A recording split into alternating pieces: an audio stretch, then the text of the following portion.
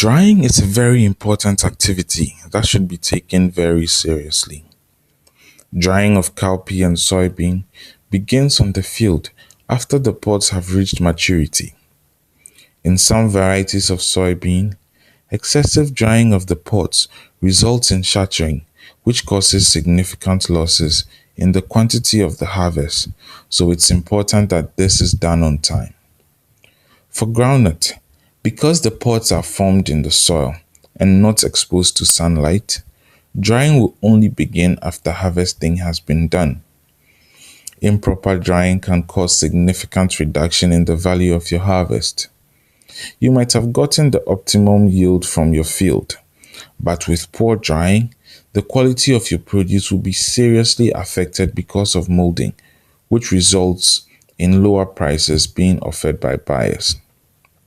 In this message, we are going to discuss how to properly dry your groundnut, cowpea or soybean after harvesting.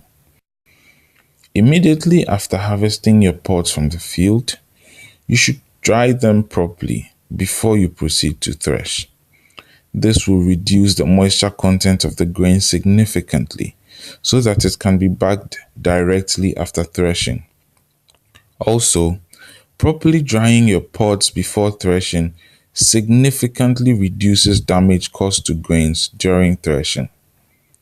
In groundnuts, after stripping the pods, drying should be continued until the moisture content is reduced to about 6 to 8%.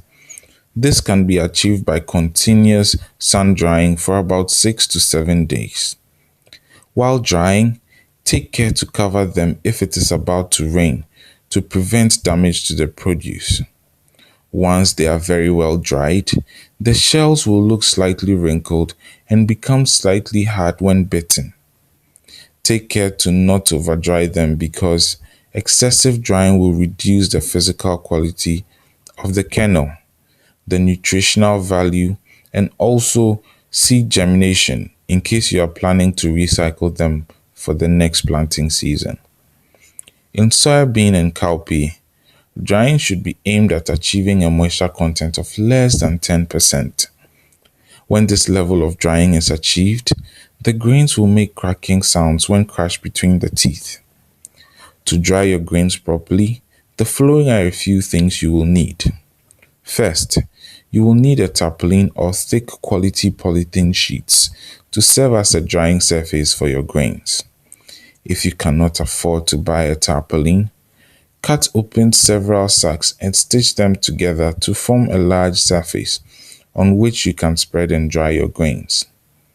Drying your grains on such material makes it easier for you to collect them at night to protect them from dew or when it's threatening to rain. If you are using sacks stitched together, you can't simply cover them because they are not water resistant, so you would need to always collect them into your storeroom at night or when it's about to rain. However, if you manage to purchase the polythene sheets or tarpaulin, simply pulling the corners of the center to heap the grains in the middle and placing a heavy object at the center where the corners meet over the grains is enough to protect the grains from getting wet in case it rains.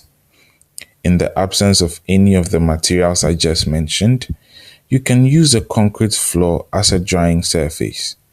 A local mixture of dung and water to create a smooth and uniform surface can also be used to dry the grains. The most important thing to remember is that you should never dry your grains on the bare ground, as it will allow your grains to be contaminated by small stones, sand, and other debris. It will also make your grains look dirty and less appealing to buyers. When you do not dry your grains properly, they will suffer from fungal attack and become moldy and lose value, thereby giving you less money for your harvest. Kerle, abila bagwan. Yeah, Toruzo kamanda yele ya. Anyi anjantu kwa zule shell nun kwa ngwa du nane. Mata melduma wasa kamna. usakara. Wasa kana Kaula ka sama bulu bahwana.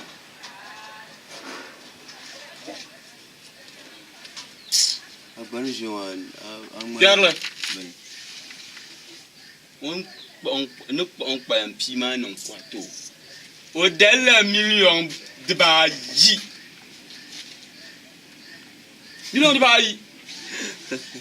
dibaayi ka o dali kpalam pii maa zaa kpalam pii maa zaa nyɛma o kpalam pii maa zaa miliyon dibaayi ka o dali di kali zaŋ su ka wuhi a nyɛ ŋɔ dundɔŋ ku niŋ malimali di niŋ malimali chɛ kan wuhi binshaɣu kpalam pii maa zaa ka o dalila miliyon dibaayi di shɛ kan kala piɛlli a ka alaafee zaa n yɛli ni a mali alaafee na ŋmala ʒiri kuma maŋa kan ka zuri ŋɔ ka ka nyɛ binshaɣu n bɔŋni ala n bɔŋɔ kalima nyima maŋa yɛn kaana piɛlli shaaku kaandi ka nyɛ kalima nda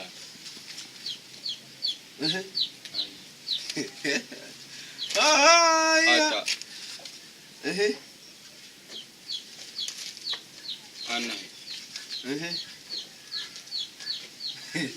piɛlli di chɛ ka so ŋuri kalima anu ai kai piɛlli di saɣi la dana gbaga ma piɛlli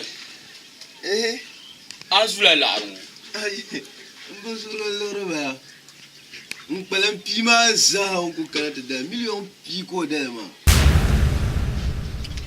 n daa bi yɛla yɛti n da loba na ti yɛrigi n pu zuri maa ka a turi maa din ku maa chɛ ka bi dali laa maa ma kpalam pii ka a gba kuhi kan gba kuhi kpalam pia n kuhila kpalam pia n gbubi miliyon pia ka a kuhi kpalam pia n gbubi miliyon dibayi aba maami n mina yaa ti ku pɔrimi ka mi taba bee ʒiri di mi tu na nyɛ dimaŋ ŋɔ maa ka dim mɔŋ ŋma a yi dim bin ŋɔ mɔŋ ŋma naawuni san ti bɔha biɛɣu n chɛma domi si a yi kpɛrila nyɛma n gba yi kpɛrila nya ka ne ŋɔ ŋuna ka ne dimaŋ ŋɔ kpɛrili chaɣu ti pirigi laɣari maa piɛlli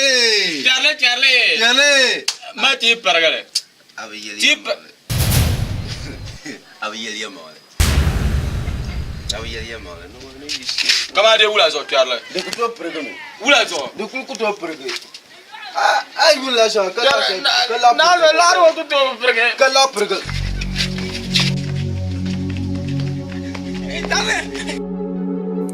If you notice your groundnut, cowpea, or soybean produce becoming moldy after drying, or you notice strange smells from your dried grains, make sure you take them out and re-dry them.